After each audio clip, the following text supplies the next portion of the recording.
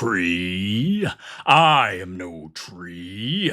I am an ant. I am an ant. Whether your party is trying to face off against a giant anthropomorphic tree or just trying to hide in a cave during a bad thunderstorm, the environment and environmental factors can shape the way you tell stories when tabletop role-playing. Anthony, author of the Daily Dungeon Master blog, is going to tell you all about how environmental factors like weather, terrain, landscape, flora, and fauna can alter the mood, challenge the senses, and make for some interesting character choices during gameplay. Let's go make your claim to game.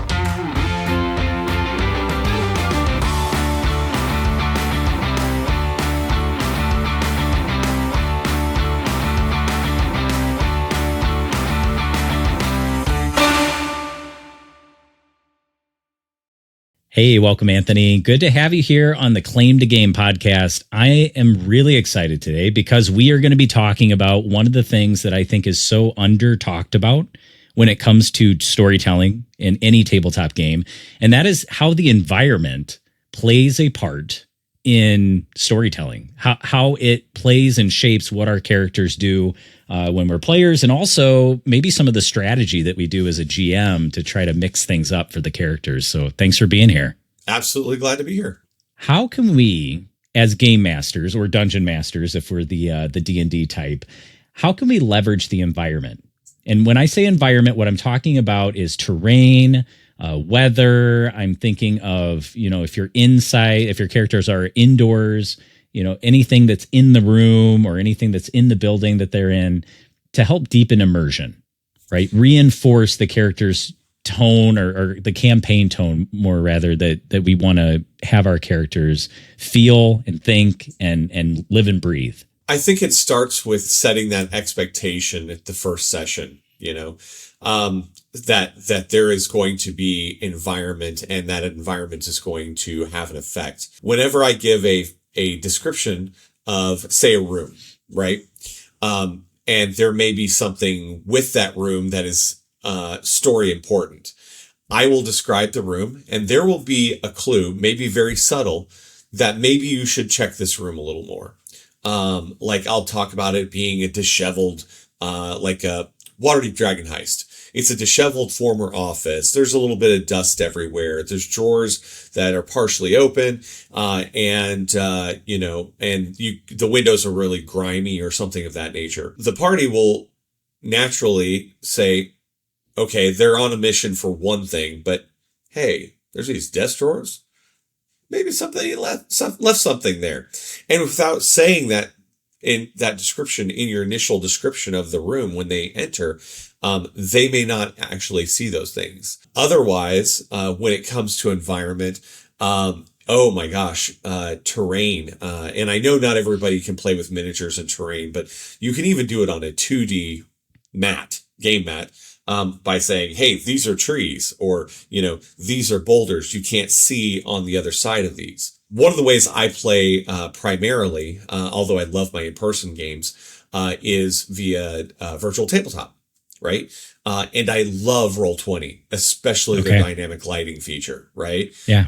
Their dynamic lighting feature makes life so easy for me because they're only going to see what they can see. And the best part about it is there's actually a functionality for the GM to click on one of the PCs and hit a macro. It's Control I believe, and you see only what they see. Now, of course, you get God's eye view, right, of everything, but you can click on them and go, okay, I want this guy to be hidden.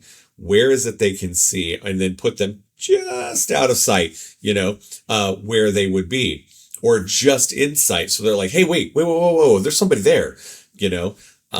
So yeah, environmental features can totally shape where they are mentally and as their characters be able to step in their character's shoes. So what I heard you say is that as the game master, you can put yourself in the shoes of the character, imagine what the terrain looks like to them, and then plan where enemies might be, surprises. You're kind of, if you were an author writing a story, it's like you are outlining what your characters might stumble upon as they're reading the narrative. Exactly. If you have, for example, a narrow gorge, where there's boulders everywhere and they have to navigate through this narrow gorge, as a DM, if you just sit up and draw that map and there's a narrow gorge, they're like, okay, we're pulling out minis. There's an ambush there. They're straight up going to tell you. But if you're like, hey, yeah, you're passing through these narrow gorges, blah, blah, blah, and you just do that, the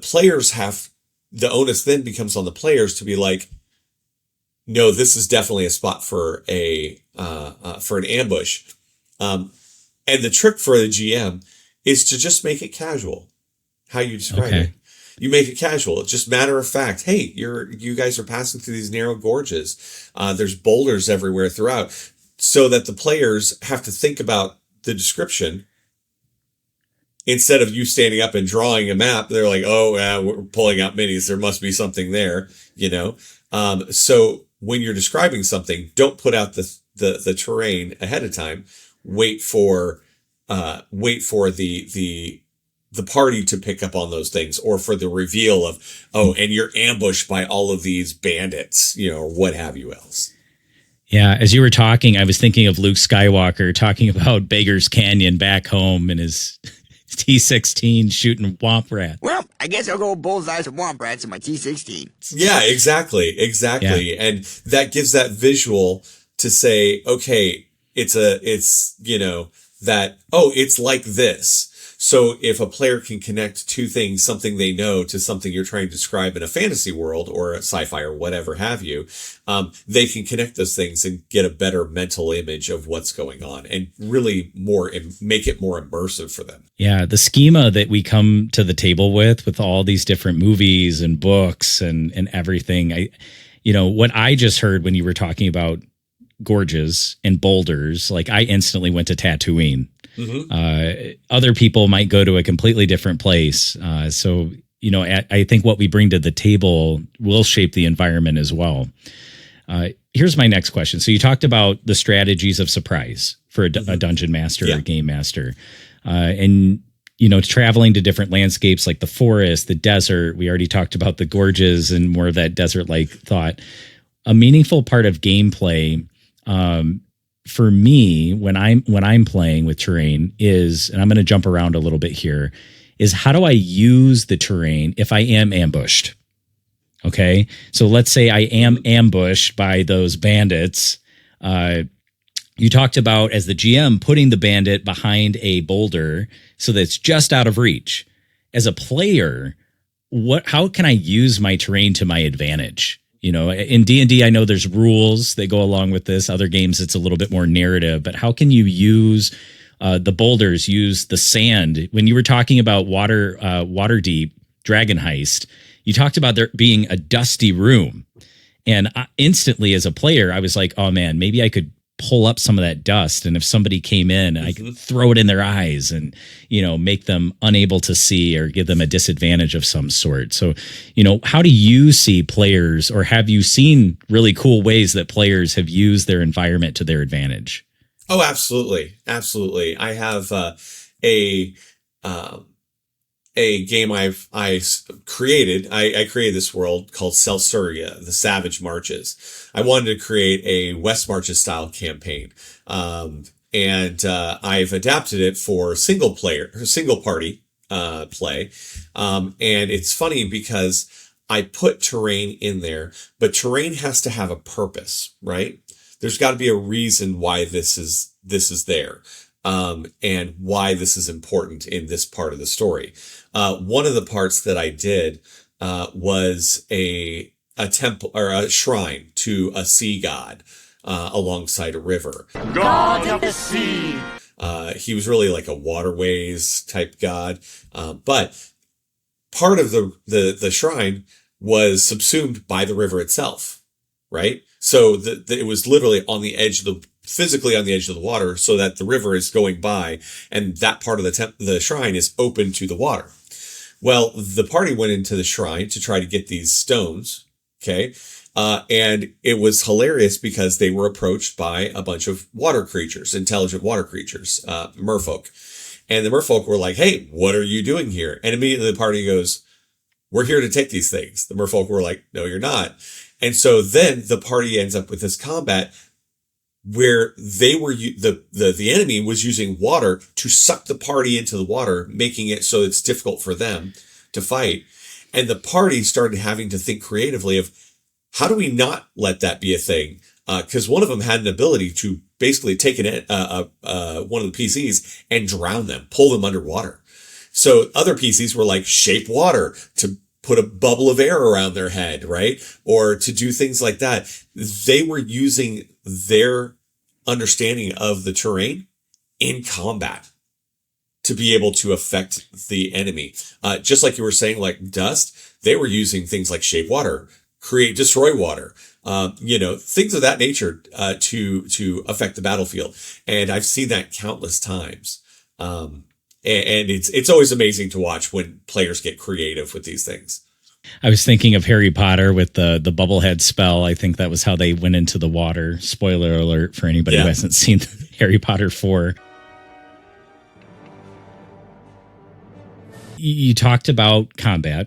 You talked about how players can use it for themselves, how NPCs and combatants can use it against the players. There's an element that when you were talking about a shrine to a sea god, there's a bit of lore in our world, right? There's a bit of a lore into a homebrew world or a world in a pre-made adventure. And you mentioned for combat, just trying to be casual. Saying, oh, these are boulders and we're going through a gorge. What about revealing bits of the world that you don't just want to, I don't know, throw a history book over your player's head and be like, here's the entire world that you're going to be in, read up on it so you know every bit of lore.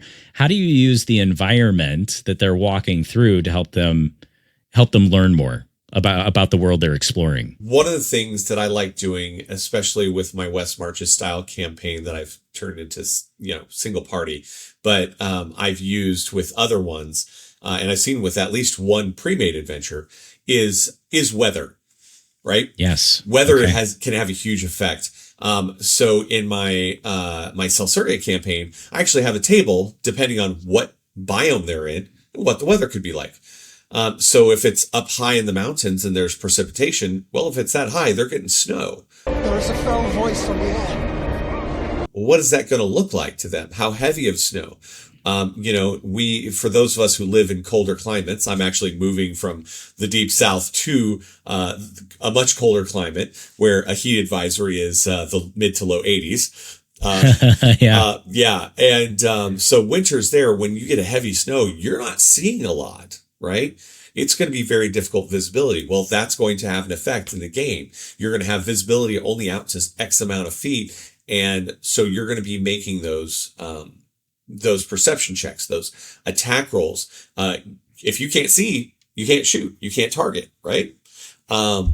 So those have an effect. Fog was a big one.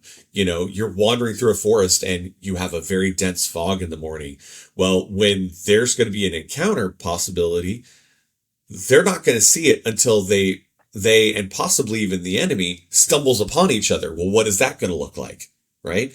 But one of the best ways I've seen it that I didn't create was, and I used the example earlier, but Waterdeep Dragon Heist. Spoiler alert, the adventure is different depending on what season of the year you decide to set it in. The summer version of the adventure runs completely different than the winter version or the spring version of the adventure. And that they even make it so that the big bad is different depending on which season you're picking, right? Cool. But they have an effect so that if you're playing the summer, you're wearing heavy armor, that it gets pretty warm, right? Yeah. And heavy armor, you're going to start having issues where wearing heavy armor is going to, you might as well almost have heat metal being cast on you because you're frying in your armor. You're just drenched in sweat. Just like during spring, heavy rain, visibility. You're trying to shoot an arrow in heavy rain or something of that nature. Trajectories are going to be different. So you're going to have penalties to shoot in heavy rain.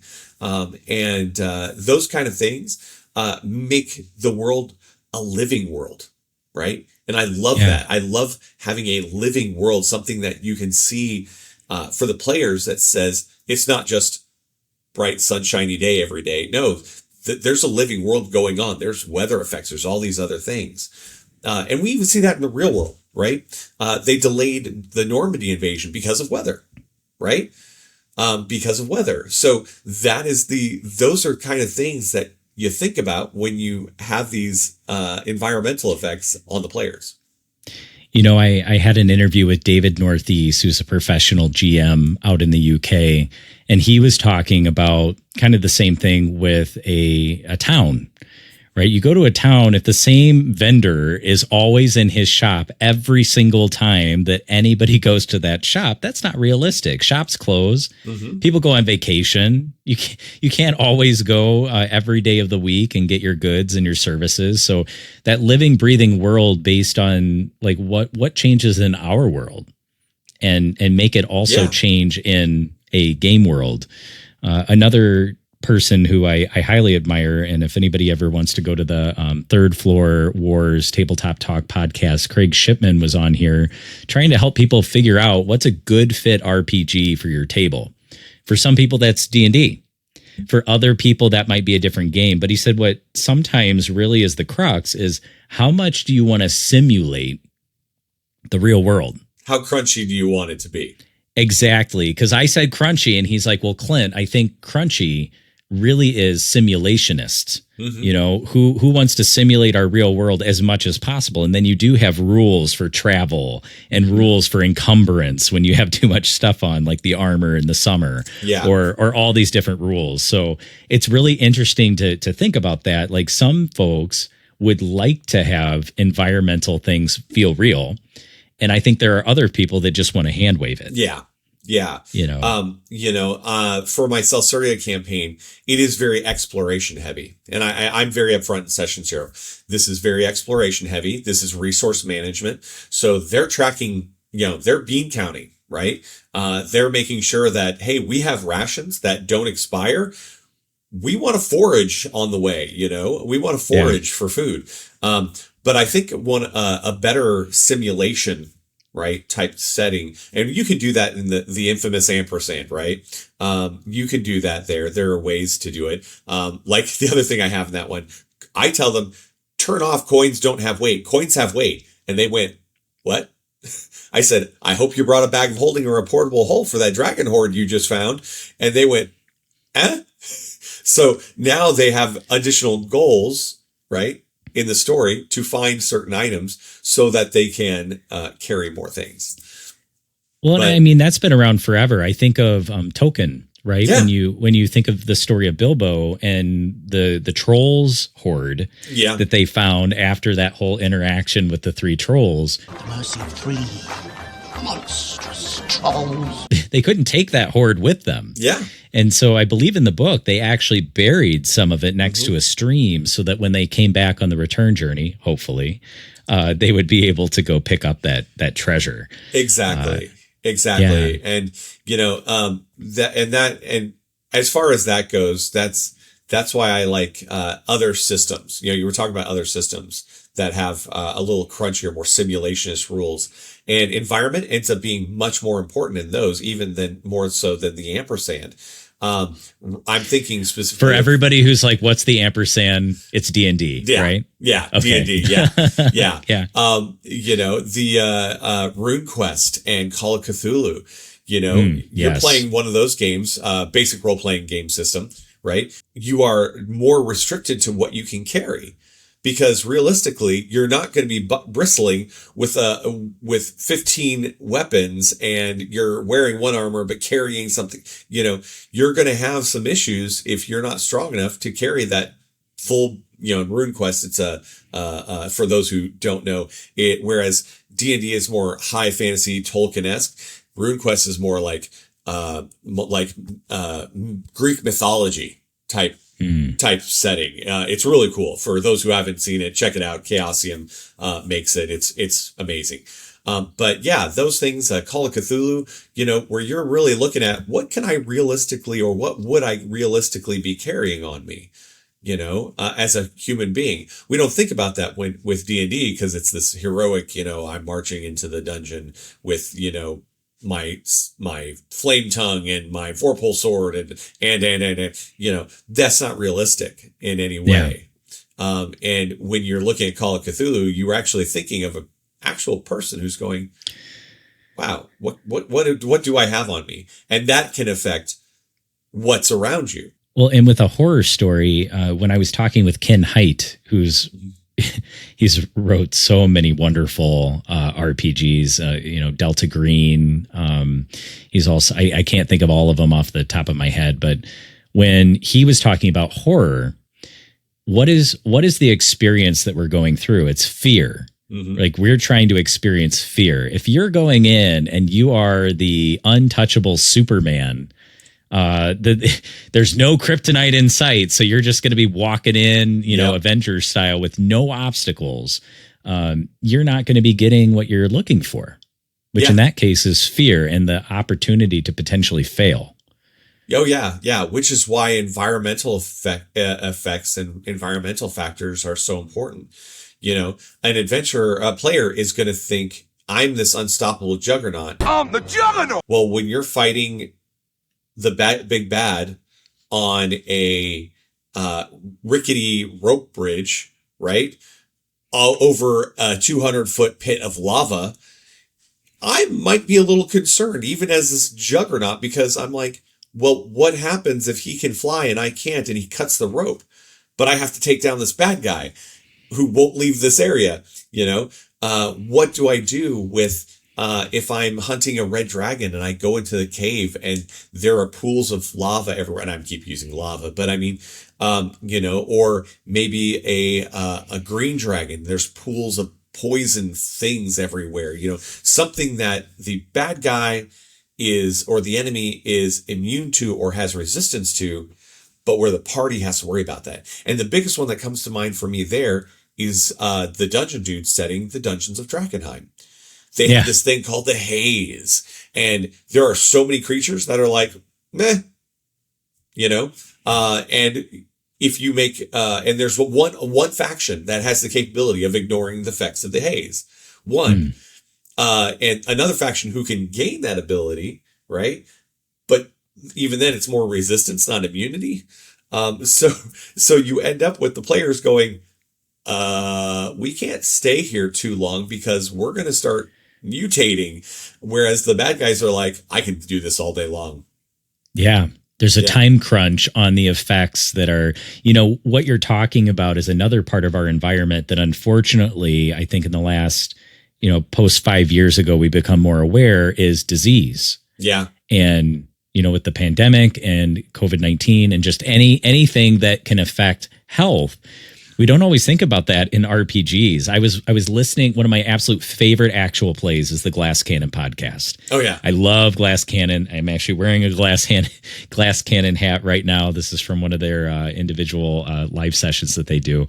But in one of their campaigns, I believe it might have been in Giant Slayer, the party got fleas. Yeah. and they couldn't get rid of these fleas, and it was bad. Like, the effects of these fleas and how it affected their day to day. I would say, Pathfinder First Edition and even Pathfinder Second Edition are some of those games that are a little bit more simulationist and crunchy and have rules for just about everything, including disease. Have you ever seen or experienced that in a game where disease severely handicapped you or somebody in the party? Oh yeah. I mean, let's think about going through a sewer, and most don't, and most people don't think about it. But there's so not many like adventures. A Ninja Turtle sewer, which is really cool and rad. We're talking like a real sewer with sewage, right? Filthy. And even though although fantasy, but a medieval sewer, right? That's going to be gross. There's so many adventures that have scenes and parts of the adventure that take place in the sewer, but don't consider that place is gross. That place carries disease. And when you are hacking and slashing your way through and taking wounds, and you're standing in even ankle deep or water, right? Sewage water. That's going to have an effect. And that's one of the things that there are so many things in Dungeons and Dragons that are hand waved that you could totally do. You know, people say, oh, it's too simplistic. No, there are so many rich rules in there, that work for you. There's a whole table full of different diseases and how the vectors of those diseases, right? There's another one I thought of that, a pre-written one that I like, which is Tomb of Annihilation. Right? Oh yeah, that's a classic, right? Oh yeah. Did that one show up in Ready Player One? Wasn't that remember. One of the? It might be. Not Tomb of Horrors. Tell me. Not Tomb of Horrors. Tomb of Annihilation. Okay. Very good. Campaign. Thank you. Yeah, the big campaign. I would have got so many bad comments from people who are like, "You're wrong, Clint." Right? No, Tomb of Annihilation takes place in this massive jungle of Chult in the Forgotten Realms, and one of the things that you have to run with is water. If you drink water from one of the sources out there, guess what? There's a chance for throat leeches. Leeches! Yeah. Which are a real thing, you know, with unfiltered water. These aren't the leeches that used to take out your bad blood in the medieval times and make you better, right? Oh, no, they're those leeches, but you're drinking them, they attach to the back of your throat, and suddenly you're choking and dying. You know, or mosquitoes. If you're in an area that's heavily infested with undead, well, there are things that are attracted, that undead attract for, you know, bugs and diseases. And, you know, and if you're out there, we all know that one of the biggest, vectors for disease, in a lot of places are mosquitoes. Those annoying little things, and then you slap it, you know, but those things can carry diseases. And again, there's so many things in D&D where you're like, you're walking through a jungle. Hey, make a con save. Why? There's a lot of bugs out here and you're getting bitten.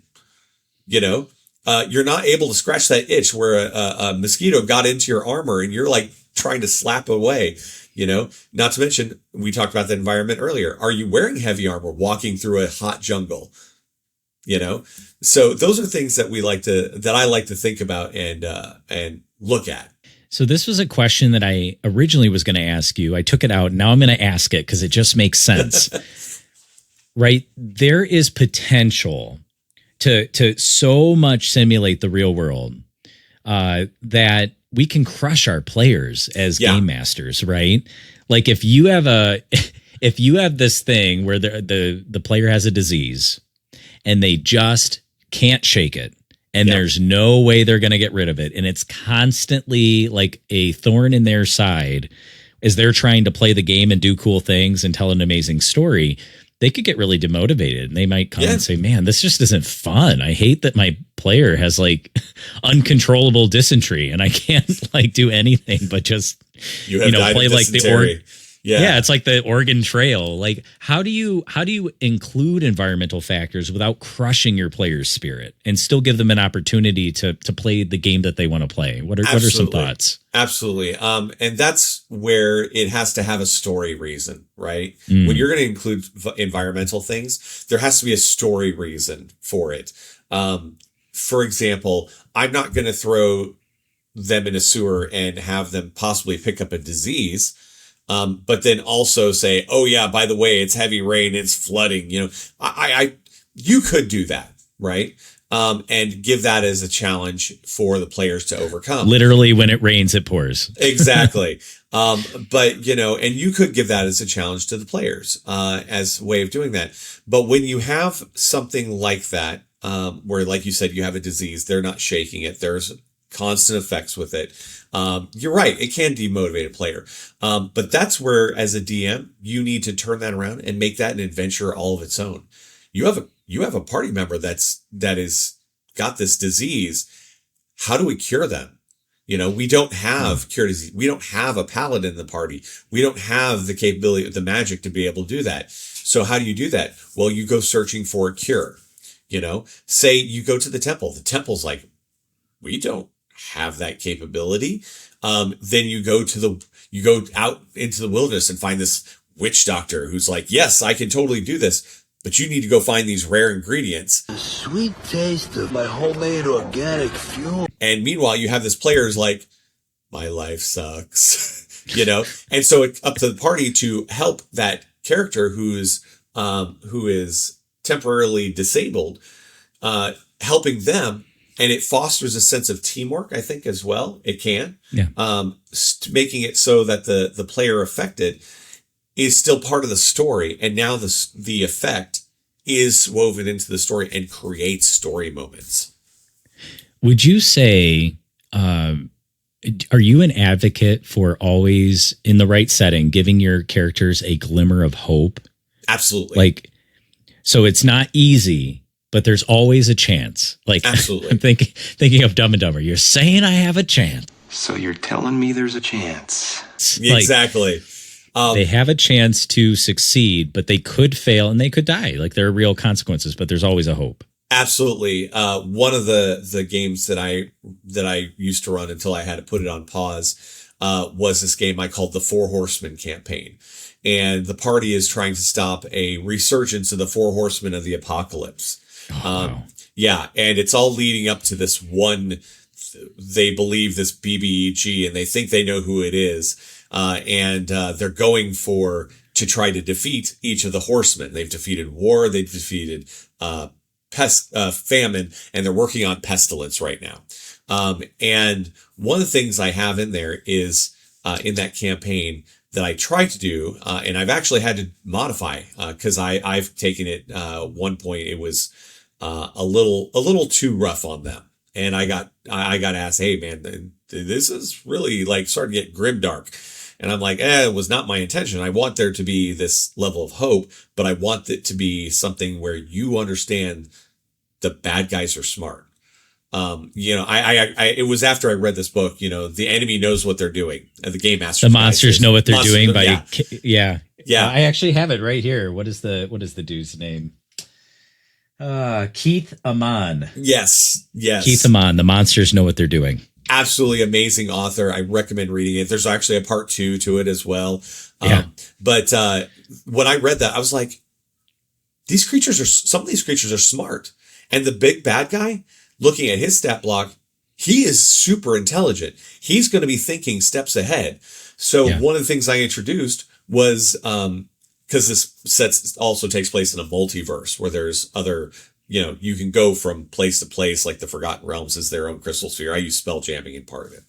Okay. And this bad guy went through all these other places, getting one of the big bad guys, a big bad guy from each one, gathering them and making an evil adventuring party whose whole job was to foil the actual adventuring party.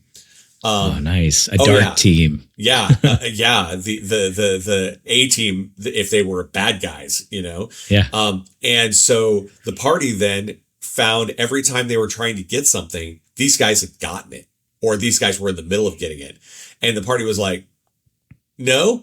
And they'd have to fight these big bad guys. And early on, they realized they were outclassed, and this goes to a different modifier as far as environment, is the idea that environment doesn't have to be, the setting, a dungeon, a forest, anything else. An environment can be a showdown between two rival adventuring parties. And Dreckenheim does the same thing, right? There are rival adventuring parties. There's necessarily no bad blood between them, but hey, Faction A sent this group to go get this item, and the faction you're working for sent you to get the same item, and you get there together and you're like, well, who's going to get it? Well, we want to succeed. Well, we want to succeed, and those things can be an environment of themselves, right?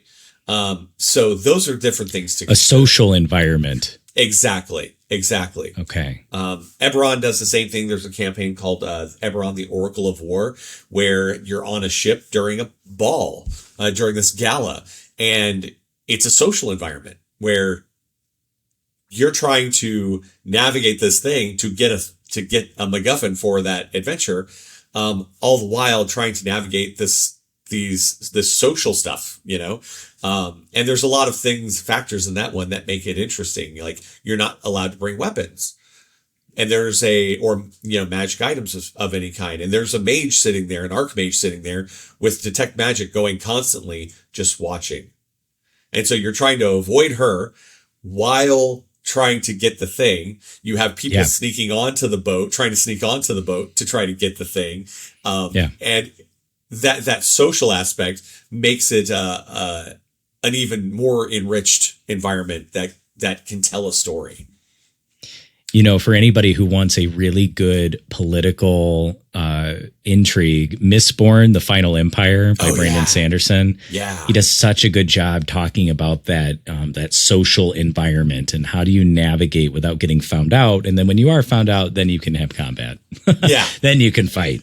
But until then, you're... Yeah, you choose violence, we accept, kind of thing. But yeah, that is, it's really fascinating that.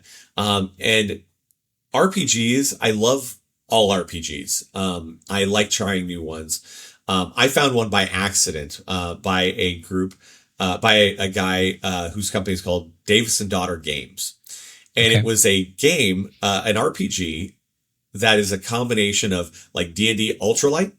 And if you remember that old 90s, 80s, 90s board game that got revamped in the recent history called Hero Quest.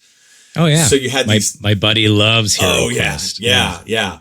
And you have these tiles that are the terrain, and you have monsters on there, but they're social settings. And I play it with my 7-year-old son. He loves the game. And it's all D6s with various, like, some sides have 3, sometimes have 1 or 0, whatever, depending on the color of the dice, whatever. But he walked in and I was like, you don't have to just fight the monsters. He goes, oh? I said, yeah, you don't have to fight the monsters. Sometimes you can talk to the monsters and you can talk to them and maybe discover something, what's going on, or maybe convince them not to fight. And he goes, that just blew his mind. He's like, because he's watching, he watched cartoons like Spidey and Friends, things like that. Oh, yeah. And I tell him it's like that. I said, what do they do? Do they fight right away? Or what do they do? He goes, they try to talk to them. I said, yeah, you could do that. Yeah, you could fight the monster, but you could also try talking to them. So the first mission, he walks in and there's these goblin workers, these low-level goblin patsies. And he's like, hey, we're the good guys. Do you want to be here? And they're like, no, not really. We don't like our boss. Well, if you clear out, we'll take care of your boss. And of course it's in 7-year-old speak, but it was this really good thing. And, those social environments are so important. To be able to throw those in there as well for I would say story and player enrichment and character driven storytelling. So this isn't quite the same thing, but you recently wrote a blog post, at least recently right now, called Eco Horrors in the Wild. Yeah. And it made me very much think about Ents. It made me think about Tolkien's whole like hidden meaning behind like nature and the natural way of the world getting taken over by industrialization. It was very cool. How do you adapt that idea of like, because there's an idea of like a faction and organized like bad guys, but then there's also like, this is just the natural way that the saber-toothed tiger, lion bear, or whatever, crazy creature we're fighting acts. It's just defending itself. This is just its natural way of things, and it's trying to preserve itself. How do you integrate that into a game without turning it into an all-out horror fest? I know there's a little bit of conversation. There's a little bit of conversation that you have in the session 0. Like, what are we looking for in this game? What do we not want? Like, there's some people that are like, do not include spiders. If you include spiders in this, I'm not playing. Yeah. Because spiders are awful. And like that gets like a phobia instead of a fear that's kind of fun to overcome. Yeah. How do you incorporate nature striking back and enjoy it? A couple ways. Number one, you get into morally gray areas, which I love, throwing morally gray areas to my players. But with regards to that one, my Celsuria campaign, just south of town, is a forested area in which there's a grove. It's a dryad grove. And if you engage the dryad, they're like, hey, what's hanging out in the rest of this forest? Give us an idea of what we're looking at. And she starts listing off. She goes, well, there's this treant friend of mine named Gnarlroot. He hangs out over this way. There's a big nest of giant spiders down that way. You may want to avoid them. They're not very nice. And there's the grumpy old owlbear that patrols this forest. What is that again? Owlbear. And they go, I'm sorry, wait. Grumpy old owlbear? Oh, yeah. His mate has a den over on the south side of the forest, and he patrols the woods. This is kind of his territory. He and I get along well because, Dryad. But he tends to be a little grumpy with his territory. And the party goes, okay. And we're north of town. There's this treant that is very angry. Like he chooses violence first.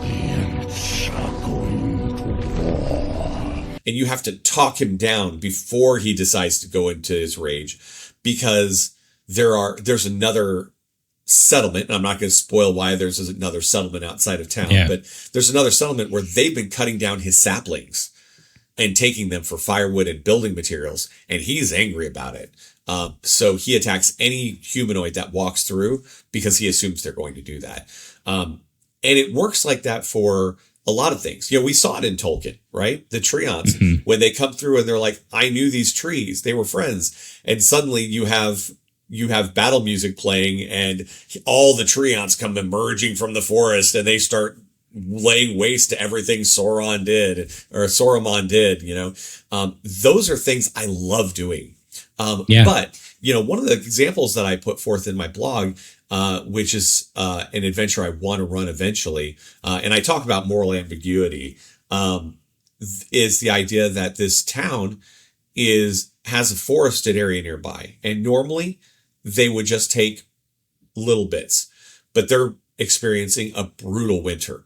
Well, what do? They've got to cut down more wood, and the forest creatures suddenly have less forest, and that deforestation is happening as a result of, we just need to survive. And the dryad, the naiads, the treants, the whatever is out there go, hey, this is our home. You can't do this. So you have to go as a party, as a player, you're looking at, well, we get both sides and both sides have a valid point. How do we do this without causing them to go into conflict? Because one side will eventually wipe out the other if things aren't dealt with. I like those, like I said, those morally gray areas, where you have creatures or things that are just trying to survive. Yeah. Just trying to survive. So how do you deal with that? What a lesson about life. You will always come into contact with people that have a valid point. How do you hold both loosely and be able to come up with a common solution?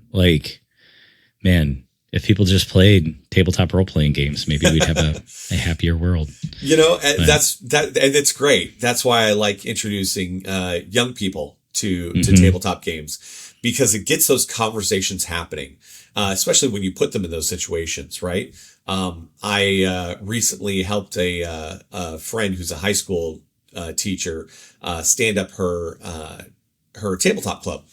And when I help run tables for her, run games with these young people, I put these morally ambiguous things, and half the table's like, hey, let's just do this. The other table's like, wait a minute, but what about this? And the other side of the table goes, well, I mean, this needs to happen. This is our mission. But the other side of the table is going, but wait, what about them? And they're starting this conversation early so that when they get to adults, they have a better idea of navigating those things in real life. Super cool. And we are going to do a complete episode all about organized play. Yeah. It's going to be so great. But that's such a good segue. That makes so much sense to, this is a safe place where we can have really tough conversations. So it doesn't just have to happen right away. That's kind of how I'm a parent. Mm-hmm. I'm a parent. I have kids, right? And we try to have conversations at home working through conflict. Yeah. So that hopefully my kids can go out into the world and not, Yeah. deck somebody in the face. Exactly. Be a murder hobo. Yeah, exactly. I look at some of these things and I like putting, morally, not necessarily morally ambiguous, but making sure that there is a point in the story to these things. One of the things that I did, and I used to be a foster parent, and we're getting to this, next episode, but how I started an organized play was by accident. I was giving my wife a day off without having to worry about the kids, and I took all my kids and the foster kids to go play D&D. And I liked watching them react to situations. And even adult players, I like watching them react to situations where there is no clear good guy or bad guy, right? And seeing what they do with it, but when it comes to things like environment, setting the scene has a lot to do with that. Yeah. And I talked about it at the beginning, but setting the scene has everything to do with that. Describing the plight of this town with a brutal winter, describing how everything is so cold. And then describing the scene of the forest and you see nothing but tree stumps for miles, setting those scenes to having that descriptor, like I was talking about in the very beginning, that has a big thing to do with giving an emotional connection, putting that emotional connection in there so that they really get that immersive feeling. We're such visual creatures, and this game that we play, this make-believe environment, making it more real and more tangible and more physical or social, right? With these different environments, really bring it to life for game masters and for players. Absolutely. You've mentioned a couple modules, a couple games, a couple of paths. Can you list off and recommend some of the published adventures, whether it's D&D or just games in general, that you think exemplify a strong use of the environment and landscape and storytelling that our listener can check out? Absolutely. And I've mentioned some of them. Waterdeep Dragon Heist is a really big one. It's one of my favorites because of the replayability. It's never the same game twice. The MacGuffin is the same, but how you go about getting it, maintaining it, and or everything else with it is completely different. But I love Waterdeep Dragon Heist because it really uses environment. Another one that's really good that I mentioned briefly was the Eberron campaign, Oracle of War. It was originally written for organized play, but I ran it without organized play.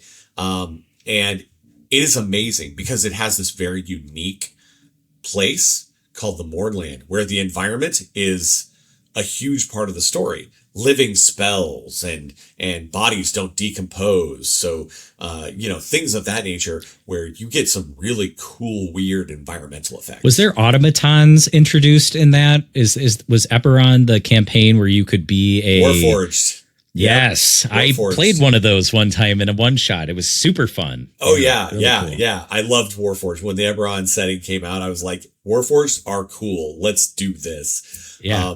So Eberron and the whole campaign revolved primarily around the Mournland, right? You spent more time in the Mournland than you did anything else. But the last one I would say that I recommend would be Dungeons of Drakkenheim. That whole idea of the haze, the idea that you can't take a long rest in town because you'll pick up contamination. And if you long rest with contamination, there's a chance you get another level of contamination. And if you get too much, you irrevocably turn into a horrific monster, which is great. It's awesome. So those are things that when it comes to environment, they're really good resources and really good games. And I've taken my homebrew stuff. I've stolen stuff from each of those campaigns. Steal like an artist. Exactly. It's a real thing. Yeah. Exactly. So I've taken those things and incorporated them in my own homebrew games, much to everybody's usually delight. All right. Finally, Anthony, there is one thing that I do every time I have a guest on the show. I'll even do it the next time that you're on the show. But it's an activity that I learned from Eric Newsom. He worked for NPR. He's now, a writer and a blogger and a podcaster and does his own thing. But his activity is to create a 10-word phrase. No more, no less. You have to use the economy of words to try to encapsulate the core message of what we've been trying to talk about today. So could you give us a 10-word phrase for our listener to help them consider using the environment in their game settings and also in the storytelling of the games they play? Oh, yeah. I would say actions have consequences you must face, or consequences face you. Interesting. Can you say it one more time? Actions have consequences actions have consequences you must face, or consequences face you. Very good. And the consequences can sometimes be our environment, whether we like it or not. Exactly. If people want to find you or find what you do or where would you direct people? Where's the best place for people to connect with what you do and what your work is? Absolutely. I'm on Blue Sky, Instagram, and TikTok. And I have my website, thedailydungeonmaster.com, where I have my blog. I also have an online store there where you can buy things. In fact, I've got a discount code for anybody who's listening. Claim the number 2 game, and that will give you a 15% off anything in my online store. Nice. We'll include all that in the show notes, all of Anthony's socials, his website, and the discount code. Thank you. That's super generous. Absolutely. Well, thanks for being here today. So glad we were able to connect, and hope you have a good one. Want to have you on again for sure for the next episode. Absolutely. Yeah. Thanks, Clint. Thanks again, Anthony. And remember, actions have consequences you must face. Otherwise, those consequences face you. Use nature as a way to enhance your storytelling, whether you're the game master or the player. The master of games. Please hit like or subscribe if you liked what you heard today. And if you listen on Apple Podcast or Spotify, go ahead and give the CTG 5 stars and leave a review. And may you keep having fun as you continue to have a great time with friends and tell amazing stories through tabletop role-playing games.